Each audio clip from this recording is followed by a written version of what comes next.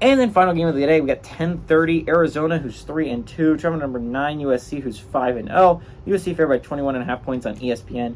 Jaden DeLora for the Wildcats got 87 to 125, threw for 1,069 yards, 9 touchdowns, 5 interceptions. Jonah Coleman has had 32 carries for 220 yards, and Tetairoa McMillan has had 27 catches for 386 yards and 5 touchdowns. Caleb Williams is obviously a beast. He's gone 105 and 141, thrown for 1,603 yards through 5 games, thrown for 21 touchdowns to 1 interception.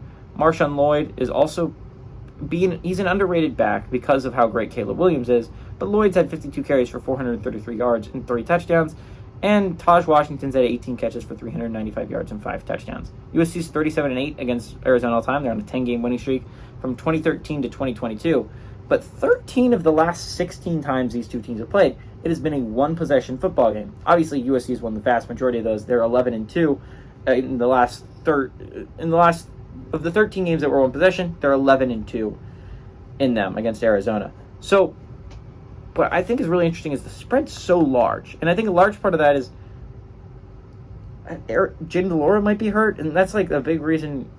This is a great chance for an upset, by the way. If you really wanted to go out on a limb and you wanted to pick an upset, Arizona has all the things you're looking for, right? If Jaden DeLora plays, you got an explosive young quarterback. Sure, he makes some mistakes, but he did it last year against UCLA. He definitely can beat a top 25 football team, and he can beat a really good one. Arizona's lost 2 games, but both of them have been close, tight losses. They lost a 7-point game to Washington last week. They put up a good amount of points against Washington, and I'd like to point out that was without DeLora. This was with their backup quarterback. They put up a whole bunch of points against Washington. This is an explosive offense regardless. They're putting up points, especially against a USC defense, which can be best categorized as Swiss cheese. If you want some offensive fireworks, if DeLora is healthy, DeLora versus Williams might be one of the best quarterback versus quarterback matchups of the day. And there's a lot of really good ones today, right? There's a lot of really good quarterback versus quarterbacks today. Jaden DeLora versus Caleb Williams could arguably be one of the best.